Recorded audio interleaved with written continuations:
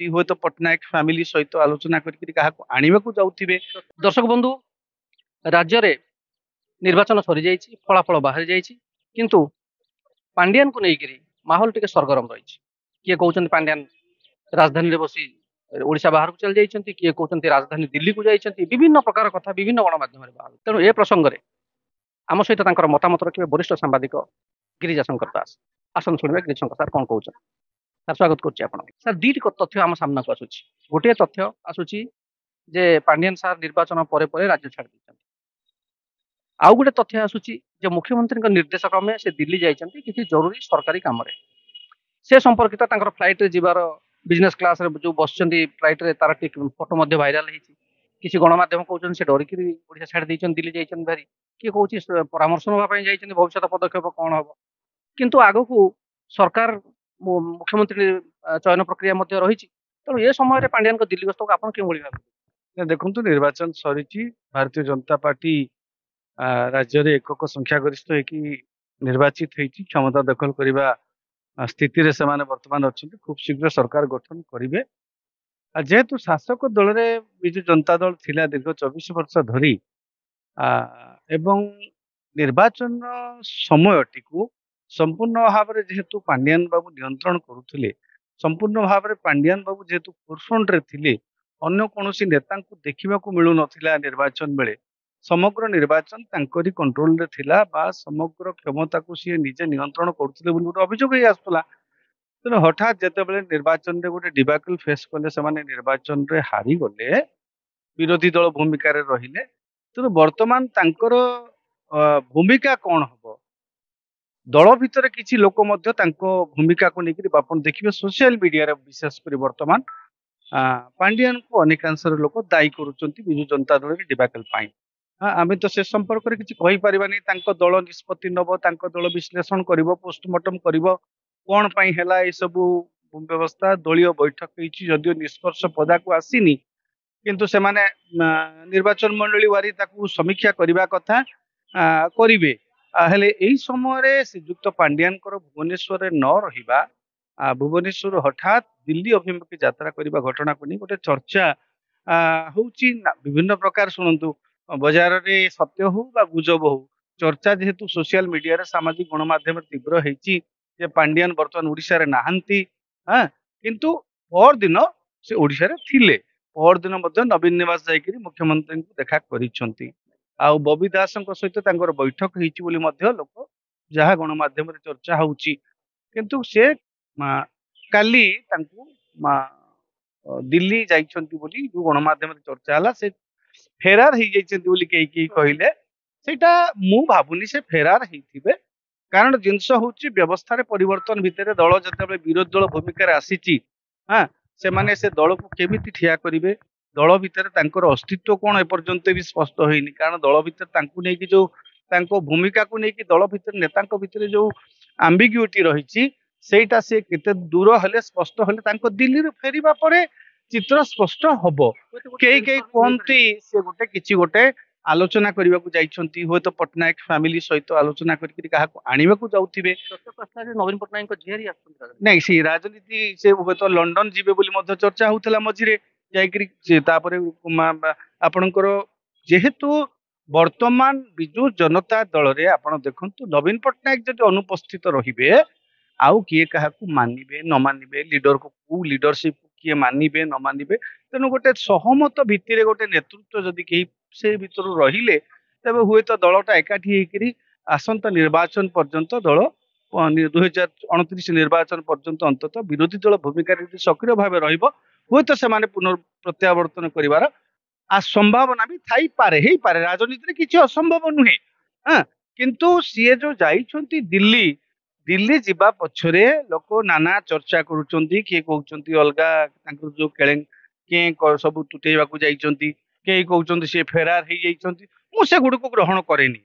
मु ग्रहण करी जेहेतु दलर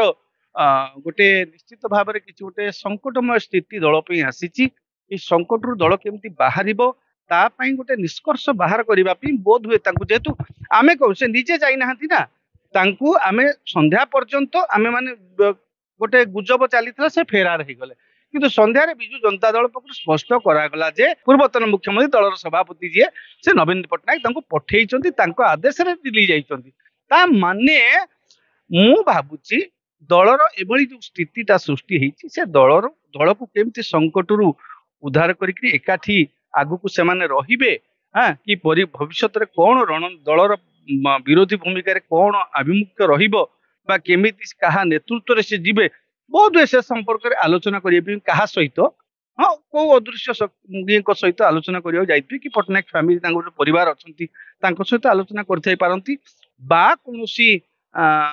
ଅନ୍ୟ ବିକଳ୍ପ ବି ହେଇପାରେ। ଆମେ ସେ ବିଷୟରେ ଆଲୋଚନା କରିବାଟା ରାଜନେତା ମାନେ କହିବେ, ସେଇଟା ଦଳୀୟ ନେତା ମାନେ ଅଭିଯୋଗ କରିବେ, ଆମେ କରିବାଟା ସୁନ୍ଦର ହବନି ବିକଳ୍ପକୁ ନେଇକି। ତେଣୁ ଏଠି କଥା ଉଠୁଛି ଯେ ନିର୍ବାଚନ ପୂର୍ବରୁ, ନିର୍ବାଚନ ସମୟରେ ଏବଂ ନିର୍ବାଚନ ପରେ ନବୀନ ପଟ୍ଟନାୟକ କୌଣସି ନା କୌଣସି ପ୍ରକାର ପାଣ୍ଡିଆନଙ୍କ ଉପରେ ନିର୍ଭରଶୀଳ। ତେଣୁ ହୁଏତ ପାଣ୍ଡିଆନ ବିଜୁ ଜନତା ଦଳର ଗୋଟେ ମୁଖ୍ୟ କ୍ରାଇସିସ୍ ମ୍ୟାନେଜର ହୋଇଥାଇ ପାରନ୍ତି। ସେମିତି ଅନେକ କ୍ରାଇସିସ୍ ମ୍ୟାନେଜର ଅଛନ୍ତି, ତାଙ୍କ ଭିତରେ ପ୍ରସନ୍ନ ପାଟ୍ଟଶାଣୀ ଅଛନ୍ତି, ପ୍ରସନ୍ନ ଆଚାର୍ଯ୍ୟ ଅଛନ୍ତି, ଯୋଉମାନେ ବିଜେଡିର ଫାଉଣ୍ଡିଂ ମେମ୍ବର ଥିଲେ। ସେମାନେ ହୁଏତ ଅନେକ ସମୟରେ କ୍ରାଇସିସ୍ ସଲ୍ଭ କରିଛନ୍ତି, ଅତୀତରେ ପ୍ୟାରୀବାବୁ ମଧ୍ୟ କ୍ରାଇସିସ୍ ମ୍ୟାନେଜର ଭାବେ କାମ କରିଥିଲେ। ତେଣୁ ସାର୍ ବର୍ତ୍ତମାନ ଯୋଉ ସଙ୍କଟ ସ୍ଥିତି ଦେଖୁଛନ୍ତି ବିଜେଡିର, ତା ଭିତରେ କୋଉ କୋଉ ଲୋକ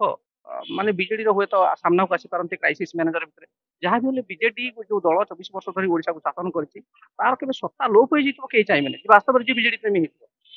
ଦେଖନ୍ତୁ, ଆପଣ ଯୋଉ କଥାଟା କହୁଛନ୍ତି ସେଇଟା ବହୁତ ଆଗରୁ ହବାର ଥିଲା, କାରଣ ଦଳର ନେତା ମାନେ ଏତେ ବରିଷ୍ଠ ନେତା ଅଛନ୍ତି, ଦଳର ନେତା ମାନଙ୍କୁ ଯଦି ଆଗକୁ ଛାଡିକିରି ଯଦି ଗୋଟେ କନସୋର୍ଟିୟମ ଅଫ ଲିଡର୍ସ କିଛି ନେତାଙ୍କୁ ନେଇ ଗୋଟେ କନସୋର୍ଟିୟମ କରିଥାନ୍ତେ, କରିକି ଯଦି ତାଙ୍କର ପରାମର୍ଶରେ ଯଦି ବି ନିର୍ବାଚନ ଲଢା ହେଇଥାନ୍ତା ବା ତାଙ୍କୁ ସାମ୍ନାରେ ରଖି ଯଦି ବି ପାଣ୍ଡିଆନ ସବୁ କାମ କରିଥାନ୍ତେ, ଏଇ ଯୋଉ ଓଡିଆ ପ୍ରସଙ୍ଗ, ଅଣ ଓଡିଆ ପ୍ରସଙ୍ଗ, ଅସ୍ମିତା ପ୍ରସଙ୍ଗ ଆସିନଥାନ୍ତା, କହିଥାନ୍ତେ ହଁ ଓଡିଆ ମାନେ ନିୟନ୍ତ୍ରଣ କରୁଛନ୍ତି। କିନ୍ତୁ ସମ୍ପୂର୍ଣ୍ଣ ଭାବରେ ଯେହେତୁ VK ପାଣ୍ଡିଆନ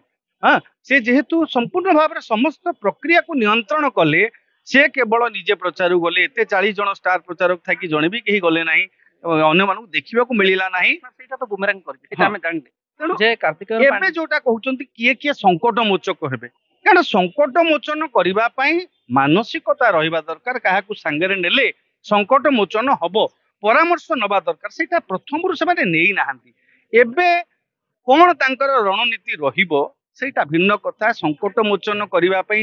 କେବଳ ସିଏ ହିଁ ସଙ୍କଟ ମୋଚକ ଭାବେ ଯାଇଛନ୍ତି, ନବୀନ ବାବୁ ତ ତାଙ୍କୁ ହିଁ ପଠେଇଛନ୍ତି। କଥାଟା ହଉଛି ଯେ ନବୀନ ବାବୁ ତାଙ୍କ ଉପରେ ପୁଣି ଭରସା କରୁଛନ୍ତି। ଅତୀତର ଭୁଲଟା ହେଇଯାଇଛି, ଅତୀତର ଭୁଲ ପାଇଁ ଗୋଟେ ବିରାଟ ମୂଲ୍ୟ ବିଜୁ ଜନତା ଦଳକୁ ଦବାକୁ ପଡିଛି। କିନ୍ତୁ କଥା ହେଉଛି ନବୀନ ପଟ୍ଟନାୟକ ଏବେ ଜୀବିତ ଅଛନ୍ତି,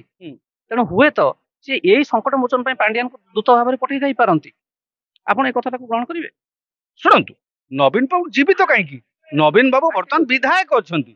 ନବୀନ ବାବୁ ଆବଶ୍ୟକ ସ୍ଥଳେ ବିରୋଧୀ ଦଳ ନେତା ବି ହେଇପାରନ୍ତି, କହିହବନି। ସେ କଣ ତା ପରବର୍ତ୍ତୀ ସ୍ଥିତି ହଉଛି, ନବୀନ ପଟ୍ଟନାୟକ ପ୍ରତ୍ୟକ୍ଷ ରାଜନୀତିରେ ରହିବାକୁ ଚାହୁଁଛନ୍ତି କି ତାଙ୍କ ପରିବାରରୁ ଆଉ କାହାକୁ ଆଣିବାକୁ ଚାହୁଁଛନ୍ତି କି ଆଉ କାହାକୁ ବିକଳ୍ପ ଭାବରେ ନିଜେ ଇମ୍ପୋଜ କରୁଛନ୍ତି କି ପାଣ୍ଡିଆନ ପୁଣି ଫ୍ରଣ୍ଟ କୁ ଆସୁଛନ୍ତି, ସେ ତ ଭିନ୍ନ କଥା। ବିଭିନ୍ନ ଦିଗକୁ ନେଇକି ନାନାଦି ଚର୍ଚ୍ଚା ଚାଲିଛି। ଯଦି ନବୀନ ପଟ୍ଟନାୟକ ଝିଆରୀ ରାଜନୀତିକୁ ଉତ୍ତରି ଆସନ୍ତି, ତାଙ୍କର ଯୋଉ ରାଜନୈତିକ ଯୋଉ ଅନଭିଜ୍ଞତା ରହିଛି, ତାଙ୍କର ସେତେ ଏକ୍ସପିରିଏନ୍ସ ନାହିଁ, ମାନେ ନୂଆ କରି ପ୍ରବେଶ କରିବେ ରାଜନୀତିରେ ପାରଦର୍ଶୀ ହେବେ, ତାକୁ ଗ୍ରହଣ କରିବେ? ଶୁଣନ୍ତୁ, ଅନଭିଜ୍ଞତା ଗୋଟେ ମାନେ ଡିସକ୍ୱାଲିଫିକେସନ ନୁହେଁ। ଆପଣ ଦେଖିବେ ରାଜୀବ ଗାନ୍ଧୀ ଯେତେବେଳେ କ୍ଷମତାକୁ ଆସିଲେ, ପ୍ରଧାନମନ୍ତ୍ରୀ ହେଲେ, ତାଙ୍କର କୌଣସି ଅଭିଜ୍ଞତା ନଥିଲା, ପାଇଲଟ ଥିଲେ। ସେମିତି ଆପଣଙ୍କର ନବୀନ ବାବୁ ଯେତେବେଳେ ରାଜନୀତିକୁ ଆସିଲେ ମୁଖ୍ୟମନ୍ତ୍ରୀ, ତାଙ୍କର ବି କିଛି ଅଭିଜ୍ଞତା ନଥିଲା, ତାଙ୍କୁ ଗୋଟେ କନସୋର୍ଟିୟମ ଅଫ ଲିଡର୍ସ ସେମାନେ ତାଙ୍କୁ କ୍ୟାରି କରିକି ନେଇଥିଲେ। ପରବର୍ତ୍ତୀ ପର୍ଯ୍ୟାୟରେ ସିଏ ଅଭିଜ୍ଞତା ହାସଲ କଲେ, ଚତୁର ହେଲେ, ଚାଲାକ ହେଲେ, ଅନେକ ଜିନିଷର ହସ୍ତକ୍ଷେପ କରିବା ଶିଖିଲେ, ଧୀରେ ଧୀରେ ହସ୍ତକ୍ଷେପ। ତେଣୁ ଅଭିଜ୍ଞତା ଯେହେତୁ ଲମ୍ବା 5 ବର୍ଷ ବିରୋଧୀ ଦଳ ମାନଙ୍କ ହାତରେ ଅଛି, ଏମାନେ 5 ବର୍ଷ ତ କ୍ଷମତାକୁ ଆସିବାର ନାହିଁ, 5 ବର୍ଷ ମାନେ ଯେହେତୁ ଗଣତାନ୍ତ୍ରିକ ବ୍ୟବସ୍ଥାରେ ଯଦି ବିଶ୍ୱାସ କରିବା, ଆଉ 5 ବର୍ଷ ଭିତରେ ଇଲେକ୍ସନ ହବାର ଏବେ ନାହିଁ। ହଁ, ସେମିତି ତିରୋଟ କାଳ ଯଦି ସୃଷ୍ଟି ହୁଏ, ହୁଏତ ଇଲେକ୍ସନ ହେଲେ ଅଲଗା କଥା, କିନ୍ତୁ ଯିଏ ବି ଆସିବେ, ଯିଏ ବି ନେତୃତ୍ୱ ନେବେ, ଦଳର ସହମତି ଭିତ୍ତିରେ ଯଦି ନେତା, ଦଳ ଭିତରେ ବରିଷ୍ଠ ନେତା ବି ଅଛନ୍ତି, ପ୍ରସନ୍ନ ଆଚାର୍ଯ୍ୟ ଅଛନ୍ତି, ରାଜା ସ୍ୱାଇଁ ଅଛନ୍ତି, ଆପଣଙ୍କର ଅନ୍ୟାନ୍ୟ ନେତା ବି ଅରୁଣ ସାହୁ ବି ଅଛନ୍ତି, ଆପଣଙ୍କର କିଛି ପୁରୁଖା ନେତା ବି ଅଛନ୍ତି। ସେମାନେ ସମସ୍ତେ ଦେ ଅଲ୍ ଆର୍ ଏବଲ୍, ସେମାନେ ମିଳିତ ଭାବରେ ଯଦି କନସୋର୍ଟିୟମ କରିକି ଯଦି ଜଣକୁ ସମର୍ଥନ ଦିଆଯାଏ, ସେ ଜଣେ ଅନଭିଜ୍ଞ ମଧ୍ୟ ଅଭିଜ୍ଞତା ପାଇପାରିବ। ତେଣୁ ଅନଭିଜ୍ଞତା ନୁହେଁ, ପଟ୍ଟନାୟକ ପରିବାରର, ଯେହେତୁ ଦଳଟି ଗୋଟେ ପଟ୍ଟନାୟକ ପରିବାର ଆଧାରରେ ସୃଷ୍ଟି ହେଇଥିଲା, ବିଜୁ ଲିଗାସିରେ ବିଜୁ ପଟ୍ଟନାୟକଙ୍କ ପୁଅ, ତାଙ୍କ ପରେ विजु पट्टनायक आउ जड़े किए हुए तो पारिवारिक गोटे राजतांत्रिक पारिवारिक सामंतवादी मानसिकता हो पारे किंतु दल को एबे एकाठी रखिया देखु जेतिकी निर्वाचित होती 50-51 भितर से भितर समस्त एकमन हो पारे आशा करवा भी आशा करा जाई पारे करा भी जाई न पारे कारण कहा मन रे कौन द्वंद्व रही पारे ये रही पारे तेणु एभली गोटे लोक से पोज करने को चाहूँगी जहाँ प्रति कहार मनउणा नथिबो समस्ते मानिबे से भली एक व्यक्ति को दलर दायित्व देकरी बा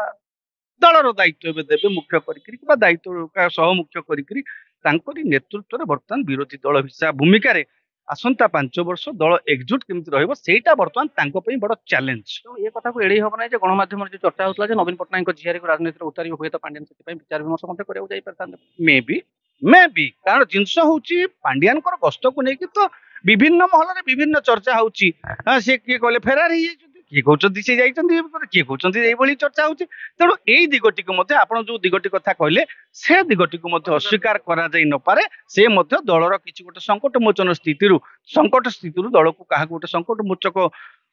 आसवा गोटे कनसेनसस लीडर गोटे सहमति भितर गोटे नेता किए दल को चलई पार से भली दिग उपर पर्यालोचना बहुत दिल्ली जाई पारती। बहुत धन्यवाद सर सूचना टीम के साक्षात्कार तेणु ये थिला पांड्यान को दिल्ली गस्त पथर आम भितर होता कथोपकथन किसी अंश ता उपर पर्यवेसित पांड्यान कहीं दिल्ली जाइए कौन कौन संभावना रही है आगक राजनैतिक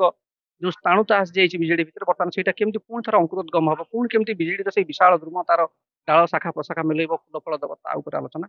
दर्शक बंधु सूचना टीवी देखिए आपको बहुत बहुत धन्यवाद। विजय कुमार दास सूचना टीवी 24/7 भुवनेश्वर।